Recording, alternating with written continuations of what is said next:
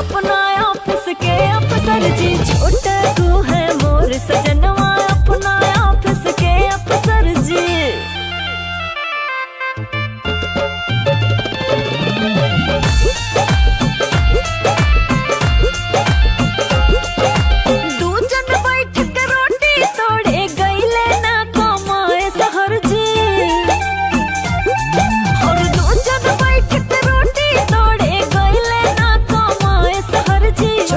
जी के आना जाना लागल बा ऑफिस से घर जी, छोटकू जी के आना जाना लागल बा ऑफिस से घर जी। ऐसन मर्द पर हाय हाय, ऐसन मर्द पर हाय हाय।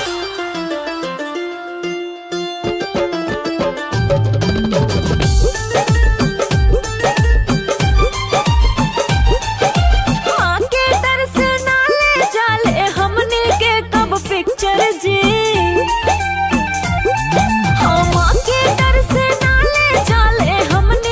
कब पिक्चर जी, जेब में फूटी कौड़ी नहीं खे कीन से टिकुली ये को पतर जी, जेब में फूटी कौड़ी नहीं खे कीन से टिकुली ये को पतर जी। ऐसन मर्द पर हाय हाय, ऐसन मर्द पर हाय हाय।